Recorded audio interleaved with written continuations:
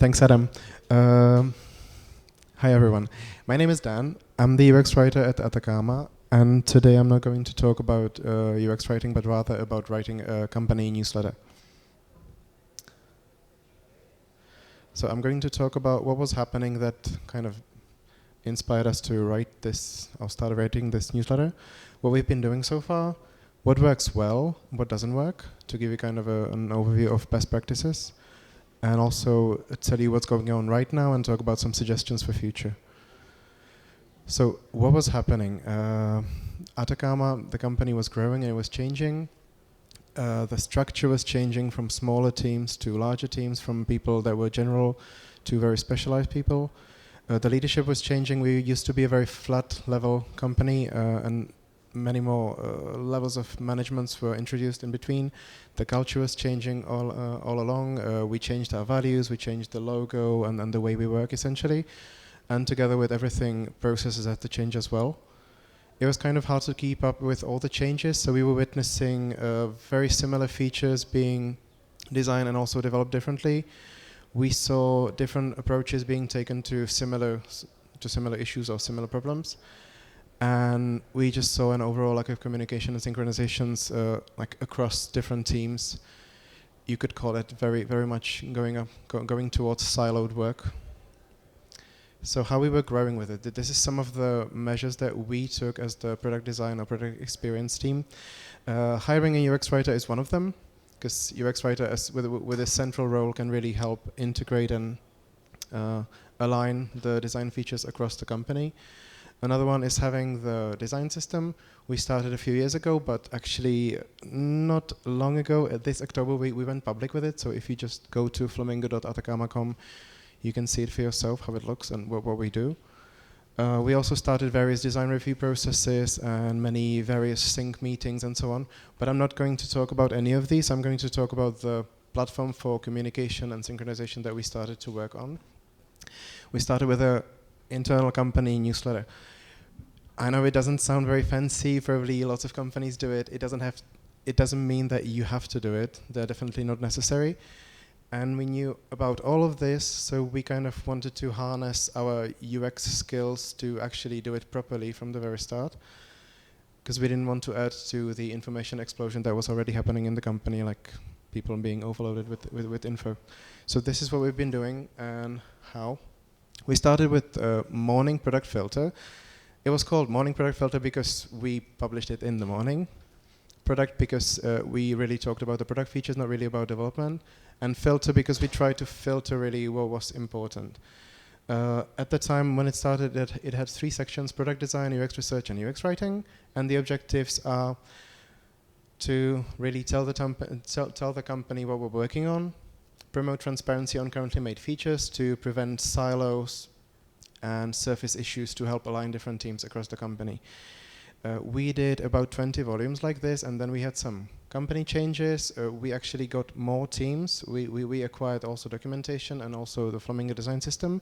So right now we are like around 30 people or something, which means that we had to evaluate everything that we were doing. We kind of changed the format a little bit. We also changed the name to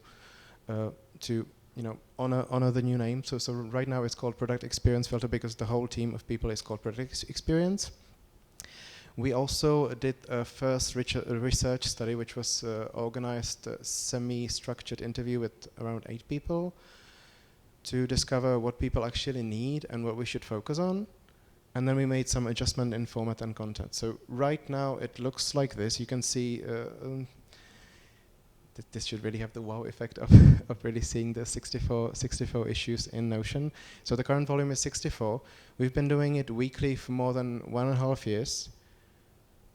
And we're getting about 20 readers every volume, which is like half of what you are right now. So how do we distribute it? We use a dedicated Slack channel for distribution of this. We have a very short Slack message with a short summary, and you can see the visual that we use for it. Everything links to a Notion article where you can get more information. Everything is very neatly organized, and we keep the weekly frequency, of course, with some exceptions, but it's like 95% really weekly. What's in it? I'm going to just show you all the sections one by one. This is what it looks like in Notion. It starts by the section product experience where our manager talks talks about something really general. Then we have the product design section where we talk about the features in discovery or implementation phases. Everything always with visuals so that people can really see how it looks. Then there is a documentation section where we show an overview of new documentation articles that are being made or actually finished, and you can always click through for more information. There is a section of Flamingo Design System where we talk about new components, tokens, and things around the design system. There is a UX research section which we use to kind of get more people for interviews and research studies, and we can also show what we actually do in UX research. And there is my UX writing section where I would just focus on what I actually do on which features I'm working on right now, and maybe use it as well to use examples of good copy and bad copy in the product. So I can kind of, after the 64 issues, I can tell you really what works well. Regarding the format, you should really prepare templates for text and for visuals to make it repeatable, to make it as easy for you to do every issue every week.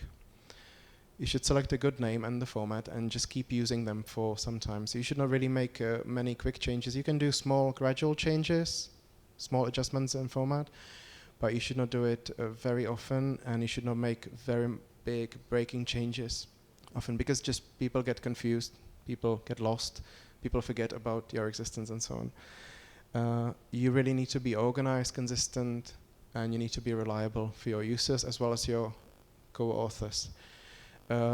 Regarding the organization of the actual writing of the newsletter, you should not spend too much time. It's probably not your main kind of work. We, at our team, we usually do it like half an hour every week, which is not too bad. For me, it's a little bit more because I have to organize all the people and actually tell them to write something every week. You have to communicate every issue with your co-authors because, again, it's not automatic and not everybody thinks about it, so you have to remind them every week. You have to be consistent about it. There is one editor, which is me, but you have to make yourself replaceable. You should really make yourself replaceable by offering the templates and writing down as many guides as you can for the people so they can replace you when you need to. And you should give your co-authors, the other team's option to skip an issue or two, but not more, because again, you want to be consistent, you want to be reliable, you want to offer the people the same kind of content every week. As far as content is concerned, what we do is that we offer only a short summary, and then we offer lots of links. We can offer some visuals as well. The content needs to be really well organized, as you could see in the screenshots. We use kind of these toggle headlines where you can hide the content that you don't need right now.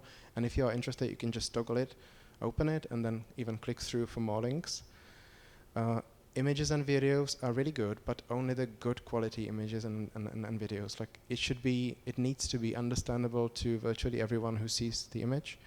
And if you are making a video, we find out that everything above 10 seconds is too long, so people are not interested. So if you're making a video, also make it good quality, make it super short, make it just a couple of seconds, nothing else.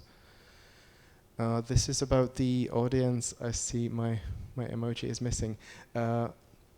You really mention the names of items, you really mention the names of features that are being planned or worked on, and then you add links to more information.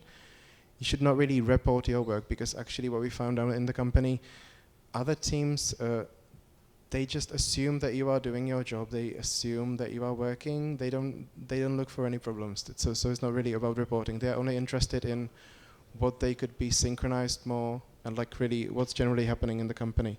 So giving an overview is really enough. And the last one is about determining your audience.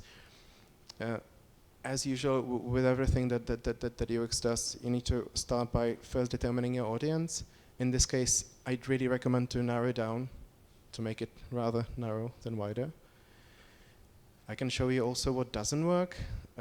There were some changes that we had to drop off during writing of these volumes. So we used to have a section high and low of the week, where we would present like the biggest high and the lowest low of the week, like the things that really didn't work and things that work well.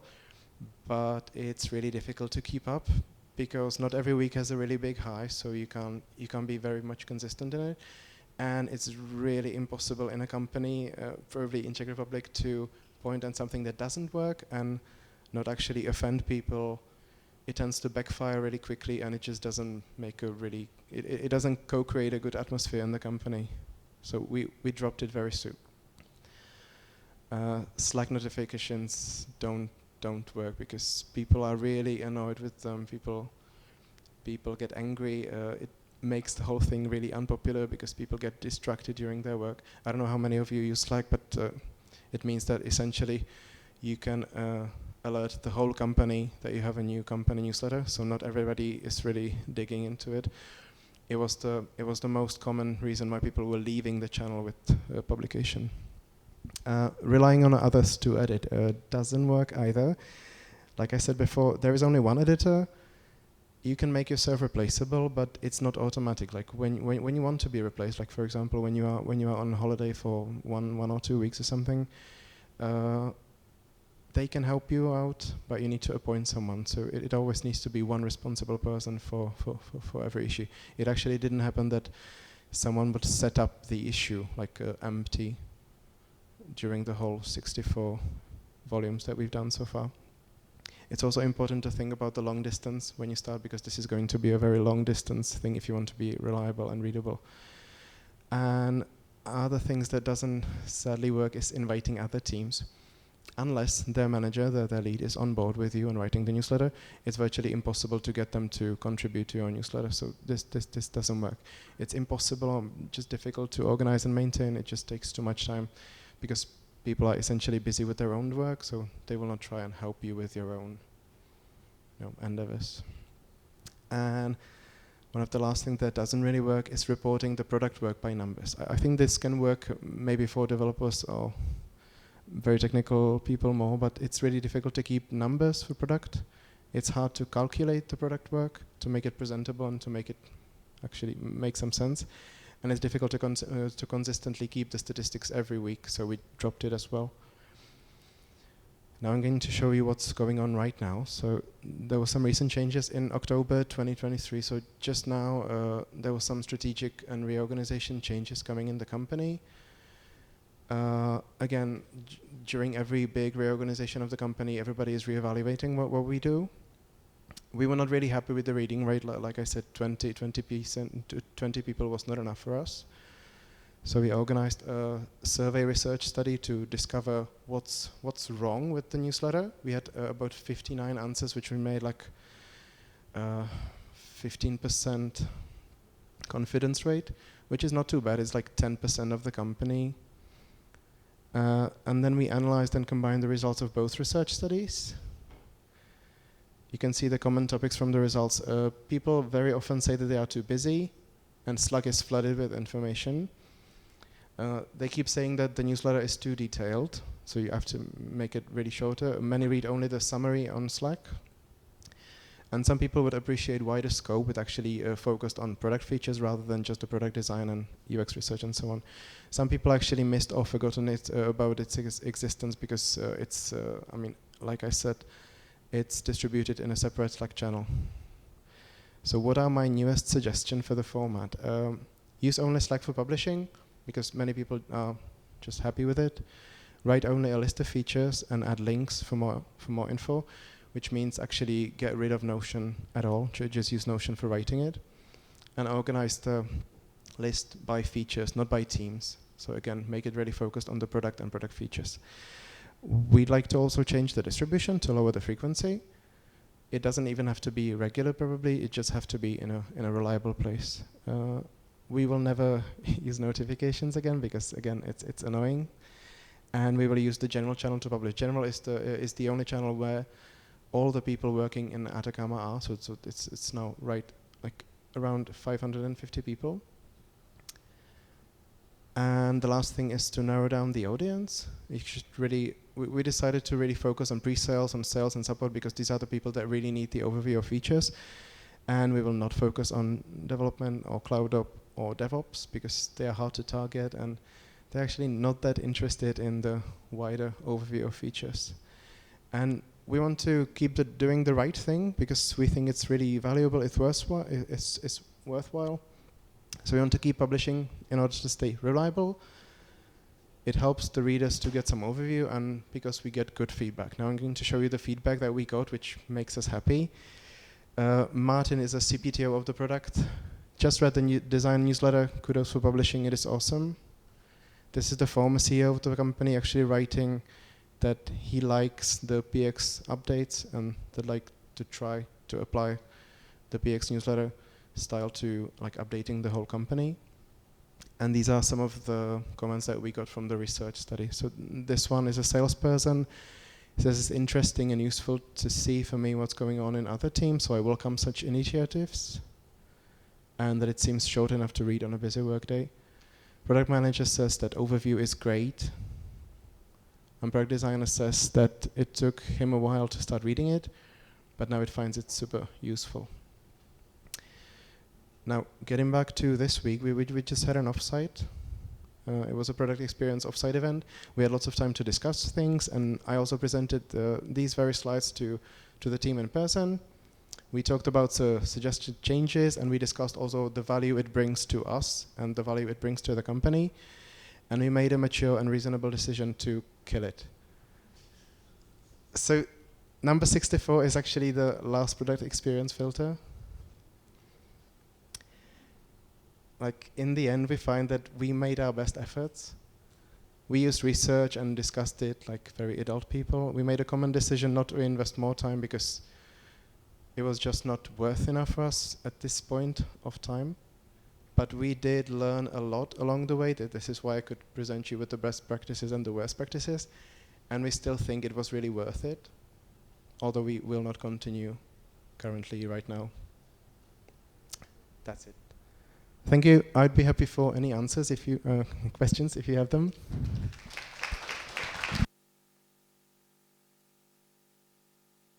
And also, don't forget to check out flamingo.atacama.com.